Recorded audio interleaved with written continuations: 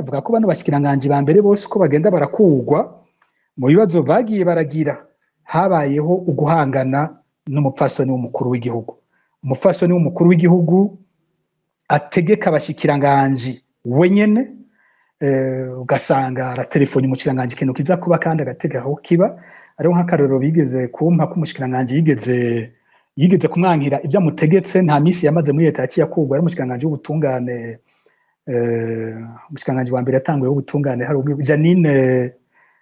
Janine sinibuka ko ari Janine Ndayizeye, sinibuka igikirundi ni biranse igikirundi naco. Ibyo byose umushikiranganje muramubona yatanguye kuri leta Ndayishimiye. Uyo mupfasoni w'umukuru w'igihugu yaramutelefone amutegeka umuntu ateza gushira mu bahabwa ikigongwe n'umukuru w'igihugu. Umushikiranganje aramwankira aramubwira ati ibyo bintu uwo muntu yakoze ntibirimwo mu by'itegeko ry'umukuru w'igihugu, abo rivuga ko ryahaye ikigongwe ntashobora kujamo. Haciye igihe gito uyu mupfasoni yabaye mu bashikiranganje ba mbere baciye bakugwa muri leta. Rero ako n'akarero kamwe. Jo bundi leta ihindutse hari nk'ikibazo twavuze ko cyane kijanye na Direction Générale ya Solidarité Nationale, ubuyobozi bukuru buraba ibyo gufatana mu nda. Igisata hari amafaranga menshi yaco agenda aca ajanwa muri fondation Mugiraneza ryashira hamwe y'umupfasoni w'umukuru w'igihugu. Ico gisata bariko baravuga ubushikiranganje bushasha ntibavuze aho bagishize. Kera cyari mu gisata cy'ubushikiranganje bujejwe agateka kazina muntu, iterambere ridakumira, benivyo nyene byo gufatana mu nda niko ubwo bushikiranganje bwari bwitwa. Ariko aho bihinduriwe ico gisata cyo gufatana mu nda nta namwe kivuzwe. Ibijanye hari bwa mbere barafite na sécurité sociale. Sécurité sociale yacitwagwa mu bushikiranganje bw'abakozi ba leta kwa General Gabriel Nizigama batazira Tibia. Hanyuma igisata cy'agateka kazina muntu naco beniterambere ridakumira bitwagwa ku mushikiranganje w'ubutungane. Gufatana mu nda nta namwe byashizwe. Mu mwanya wa mbere bakiyumvira bati biza kuguma kuri uwo mushikiranganje w'ubutungane, hagiye ibindi bisata byinshi byahora muri ubwo bushikiranganje. Ariko umupfasoni w'umukuru w'igihugu ngo we nyene yoba yaratanze itegeko ritaciye ku mukuru w'igihugu rica ku muyobozi mukuru mu biro by'umukuru w'igihugu by'uko ico gisata gishigwa ku mugenzi w'umupfasoni w'umukuru w'igihugu General Gabriel Nizigama, umushikiranganje bw'abakozi ba leta. Wa mushikiranganje nawe yarabijejwe umwe w'ubutungane aca yiruka ku mukuru w'igihugu ati ibi bintu bikozwe je sinzi iyo vyaciye, mugabo murabiraba neza birashobora kuba bihonyoye amategeko. Buno bushikiranganje mwateza kubanza gushiraho itegeko rivuga ko ico gisata mu gitwaye hari ahantu imbere yavyo vyiza coba kiragumye iwanje nkuko vyari biri, ivyo shobora gukorwa atategeko rikozwe. Mu nama y'abashikiranganje yatunganije gushasha bushikiranganje, umukuru w'igihugu ngo acashinga ko ico gisata kijanwa mu bushikiranganje bw'intwaro yo hagati mu gihugu, gutyo ababanguranije umushikiranganje w'ubutungane Artemo Katihabwa n'umushikiranganje w'abakozi ba leta Gabriel Nizigama. Ariko hari ikintu gitangaje gushika ubu, ivyo bintu gushika ubu ntibitomoye neza. Ugiye kuraba vuba baragenye abategetsi batandukanye bakuru bo mu bwo bushikiranganje, ugiye kuraba mu bushikiranganje bw'intwaro yo hagati mu gihugu, ukaja kuraba no mu bushikiranganje bujejwe abakozi ba leta, hariho igisata kiguma citwa co kimwe, ibintu bita assistance aux vulnérables. Ico rero kigumijeho ya confusion gushika ubu ntituzi neza umuntu azoguma agaba ivyo bintu byahora bija kwa ku mupfasoni Angeline Ndayishimiye. Mbega bizoca ku mushikiranganje Tibia bambitse Gabriel Nizigama canke bizoca ku mushikiranganje uyu General Leonidas atwara ubushikiranganje bw'intwaro hagati mu gihugu? Kiracari kibazo. Ariko uko wabibajije umupfasoni n'umukuru w'igihugu afite inguvu nyinshi, yaragiye aravugwa muri marché zikomeye vy'ibitoro, yaragiye aravugwa mu bisata bikomeye bitari bike. Mwaragiye murabibona, mwarabonye hazi imfashanyo zivuye hanze zigashobora no gutwagwa mu kindi gihugu.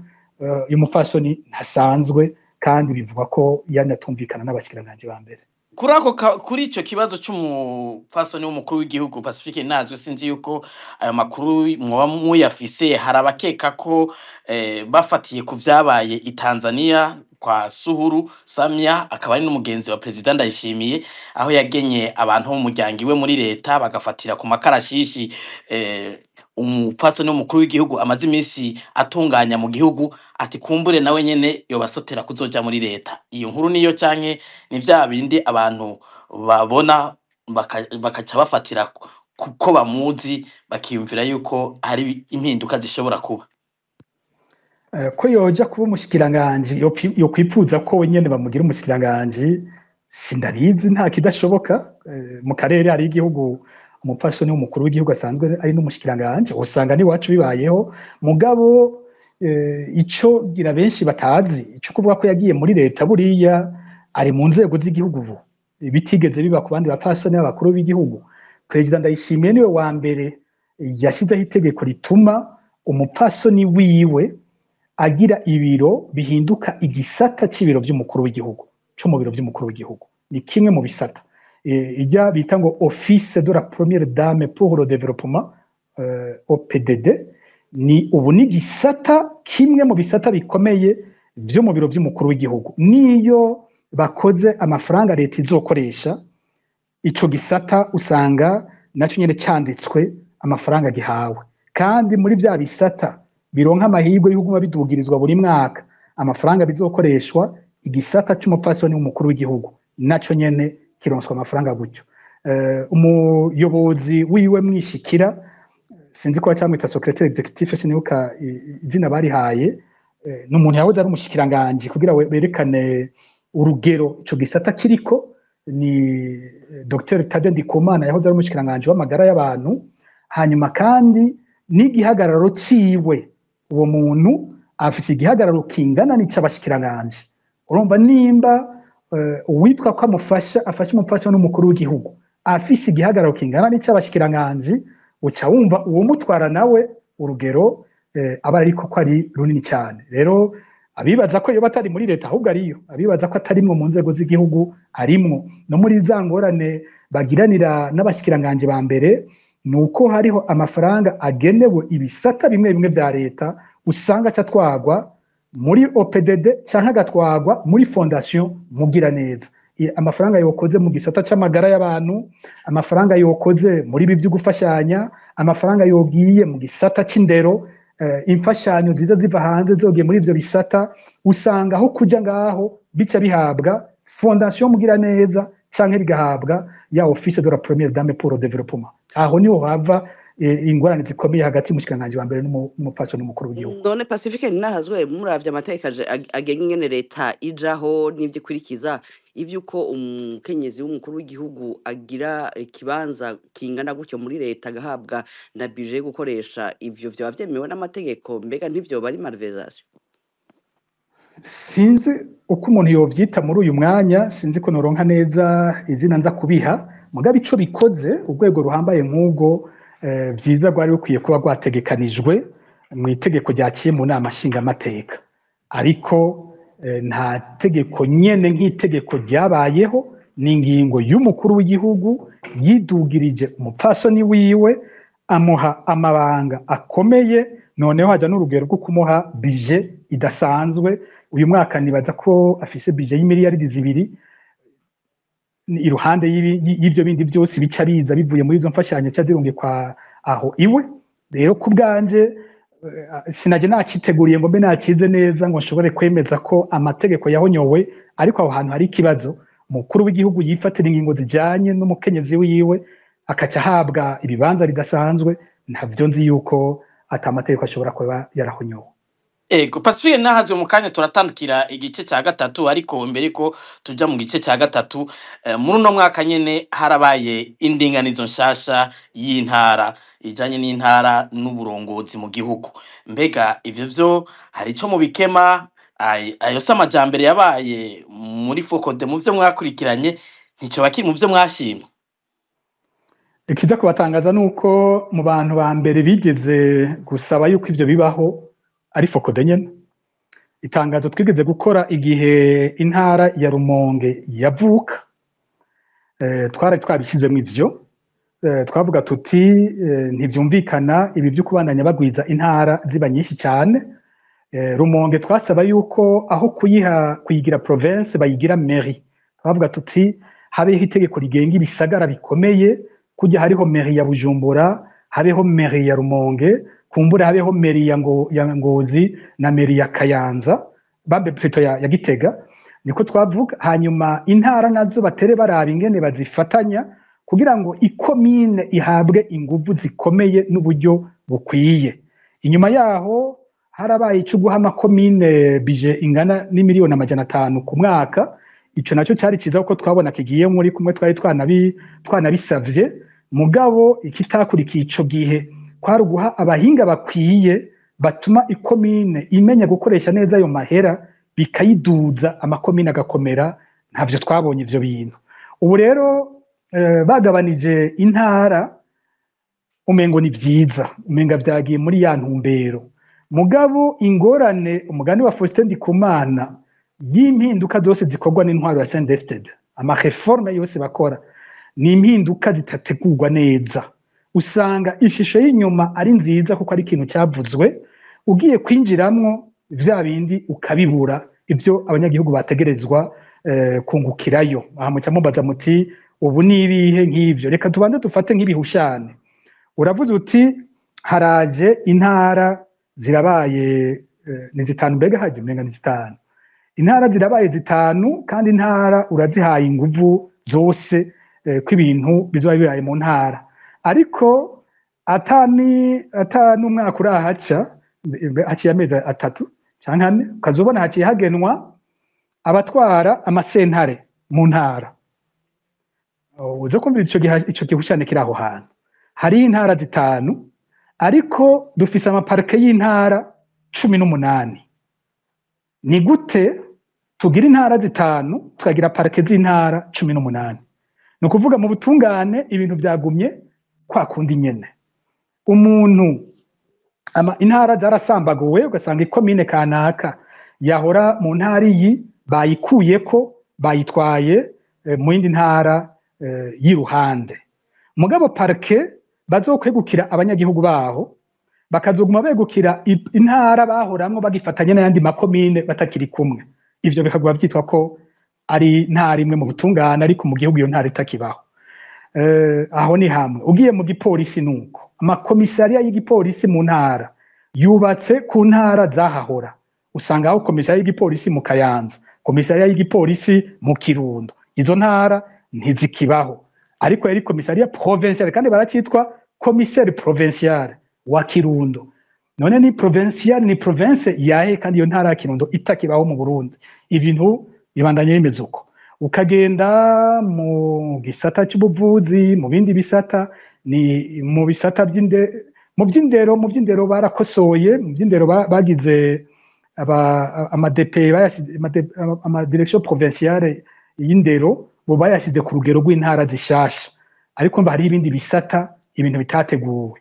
Ubundi iyo decentralisation yakozwe neza, umunyagihugu mu ikomine yiwe nta kintu yarakwiye kuja kurondera ku rugero rusumbugo.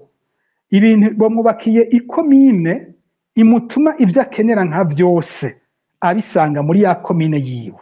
Iyo komine igahabwa inguvu nyazo, ku buryo habaho ikintu kimeze nka gouvernement local, ikaba leta yo ku rugero rwa komine nyene. Iyo leta ikabifata ingingo ku bijanye n'ubuzima bwose bwo munyagihugu kuri urwo rugero. Ibiza kurengeraho bikaba ari nk'ivyiyungururizo bikomeye. Mugabo ibijanye bindi vyose umunyagihugu akenera vyihuta vyose akaba ashobora kubironka mu ikomine ikomeye yahawe inguvu, yahawe vyose. Guhabwa byose harimo ko komine ikironka abahinga bakwiye kubisabwa nyene kuri ubwo buzima bw'umunyagihugu. Gushika ubu nta mpinduka ndumva ikomeye ijanye na administration communale, ku buryo yumvikana ko isigaye ifise inguvu zo kugaba education, amagara y'abantu, indero, ibindi bibazo byose bikomeye by'ubuzima bw'umunyagihugu. Iyo mpinduka ntiyumvikana neza muri iyo leta ya komine, nayo tubona. Rero ku ruhande rumwe ndashima ko kiri mu byo twipfuje, ariko kirashobora kuza kunaniza gose umunyagihugu akisanga atambikiza mu bwoko bwinshi bw'intwaro adatahura, gutwarwa mu ntara nyinshi zidasa, intara y'ubutungane, intara y'igipolisi, intara yo muri administration, ugasanga umunyagihugu agiye kujuragirika mu bintu bitateguwe neza. Ivyo rero biranga CNDD-FDD, iyo ihinduye ikintu igihindura igice, ntiyigera yiga ikintu ngo igiheze. Ego, ngira dutandukire mu gice ca gatatu ca kino kiganiro, igisata kijanye n'agateka kazina muntu Alice. Ngira akabazo kovi wanyu kambere. Ego Metri urakoze. Pacifique Ninahazwe, haravuzwe byinshi mu bijanye n'agateka kazina muntu no mwaka. Kubwanyu ibisata byaranze agateka kazina muntu bikomakomeye nibihe, mwaneguye iki? Hari ico bacarateye imbere, hari ico carasubiye inyuma? Muri iki gisata cy'agateka kazina muntu novuga ko nza kwishimikiza ibintu bibiri bikomeye. Hari igice kimwe kijanye n'inzego zikora ku bibazo by'agateka kazina muntu, hakaba n'ikindi gice kijanye n'ingene agateka kazina muntu uko nyene kifashe. Mpere kuri ico ca nyuma, uko agateka kazina muntu kifashe muri 2025 nta cyahindutse kiretse ivyunyutse. Nta cyahindutse, ivyo tugenda tuvuga ko agateka kazina muntu gahonyogwa ko vyagumye gutyo nyene, nuko ibintu biza imbere n'ibiki. Bwa mbere bivuzwe na Fokode ihera ku kunyuruza abantu bakabuga irengero ryabo. Uyu mwaka numwe mu myaka twabonye byo kunyuruza abantu vyagiye bikomera cyane. Mfata uburorero bukeyi kuko ntituba dufite ikiganiro dushobora kuvugamwo ivyashitse byose. Uburorero bukeyi, akararo kamwe kavuzwe cyane kateye kavugwa mu mpera zo ku 8 tujya mu 9, inyuruzwa ry'abantu bavuye mu Rwanda hamwe n'uwundi umwe yari mu Burundi witwa uwo batazira Rabine, Dieudonné igikirundi ntirije, ariko Rabine, vuze Rabine bose baraza kumva uwo ndiko ndavuga. Uyu muntu yavuga cyane ku mbuga ngurukana bumenye kuri za YouTube atanga ibiganiro. Hanyuma mu kwezi mu mpera zo ku 8 iperereza rirashobora kumuhenda ku buryo yemera kwinjira ku butaka bw'u Burundi, cyo kimwe na bagenzi we nk'uwitwa Eloi, uwitwa Venansi, hari uwundi w'umunyarwanda yitwa Fabrice binjiranye, hongera harafatwa n'umurundi yitwa Bonaventure. Abano bantu uwari mu Burundi, mvuze mu Burundi no kuvuga warasanzwe wa mu Burundi yitwa Bonaventure. Kiretse Bonaventure abandi bose bari baje bava mu Rwanda. Eloi na Venansi binjiye neza mu mategeko, barakikobero n'imodoka zibiri baje bafise, mu gihe uyu Rabini we yinjiriye yaciye mu Kinywabi, yinjirira mu Kirundo. Bene Fabrice baraheza bose bafatwa n'iperereza bafatirwa mu Kirundo. Bonaventure yari uja kubategera, imodoka iramupfana mu nzira, agenda kuyikoresha Igitega, arara mu hoteli Igitega, aca afatwa mw'ijoro mu hoteli yari yarayemwo. Ivyo ni ibintu bishobora bose bashobora gutohoza bakayibona, birazwi. Kuva bafashwa abo bantu ntibarigera basubira kuboneka. Twararekanye ibimenyetso byaho bakishijwe, twaranabakoze ku ikiganiro ngaha, ingene bakishijwe mu iperereza hajya kuri Cathedrale Regina Mundi, ingene bahavuye bamwe bagiye gupfungirwa, banapfungiwe bambe mu Cibitoke ku cicaro c'iperereza mu Cibitoke, ingene hari bamwe amakuru dufise ya nyuma yavuga ko bajanywe mu iperereza ry'igisirikare. Ivyo twaragiye turabivuga, ariko kuva bivuzwe gushika uyu munsi nta muntu n'umwe azi irengero ry'abo bantu, baba bakiri bazima, baba baramaze kwicwa, ntavyo tuzi. Akandi karorero n'abantu bagiye barafatwa bitwa ko begukira umuhari uvuga yuko ufise ikiroberi, naho utabivugira hejuru, nta tangazo ndigira mbona basohora. Uwo muhari witwa MPDF Jerebu Mouvement Giraffe. Uyu muhari twarabonye abantu bagiye bavugana n'uwo muhari bakaca bafatwa n'iperereza. Hari nk'umusirikare yitwa Benjamin Mwajidan yari mu ikambi y'Imwaro muri y'Imwaro. Ubu twaravuze igihe yafatiwe mu kwezi ku8. Hari abandi bafashwe mu kwezi kw'indwi, babiri bafatiwe mu ikomine imwe yo mu Ruyigi, navyo twarabishize ahabona turavyerekana. Hari abandi bagiye bafatwa bagenda bavugwa ngo baravugana ngo n'imihari, bamwe usanga bavuga ngo bavugana ngo na M23, abandi ugasanga ngo n'imihari y'ibiroberi iri kumwe na M23, gutyo hari abantu benshi cyane bagiye bafatwa bavugamo ibintu bene ivyo. Hari nk'akarorero k'umutama azwi cyane Igitega, yahoze ari inspecteur wa education, mutama w'imyaka irenga 60, yitwa Emmanuel Mfitiye. Uwo n'umuntu abantu bose bazi, yafashwe ku mugaragaro izuba riva, afatwa n'umukuru w'iperereza mu ntara ya Gitega, Venance Ndayishimiye. Kuva mufashe nta gakuru, baravuze ko yamanukanywe i Bujumbura hajya ruhande ya Cathedrale Regina Mundi. Amakuru ya nyuma mwerekeye avuga ko mu kwezi kwa 6 uyu Mfitiye n'abandi babiri bafatiwe mu misi yakurikiranye, witwa Chrysostome Ciza n'uwitwa Dominique Ndikumana. Abo babiri banyuma mvuze, umwe yafatiwe mu Ngagara, uwundi yafatiwe mu Nyakabiga, baba mu gisagara ca Bujumbura. Abo bose bakaba bava muri komine imwe y'Igitega, Gishubi. Aba bantu bose Gishubi cyari Bugendana, ndashobora kuba nihende, ndashobora kuba ari Bugendana. Aba bantu bose kuva bafashwe nta gakuru kabo, turavuga turasubira, nta na kimwe gikorwa. Sino kwibagira ikintu twavuze umwanya utari muto uyu mwaka, abantu basohogwa mu mabohero y'u Burundi, bamwe baramaze no gukatirwa, baraciriwe imanza, ukazubona barabasohoye babatwaye mwiperereza, ntibigere nabo nyene basubira kumenyekana amakuru yabo. Twaravuze cyane nka Colonel Leonidas Hatungimana batazira Muporo, n'ubundi yitwa Richard, bari bapfunganywe mu iboro rikuru rya Mpimba.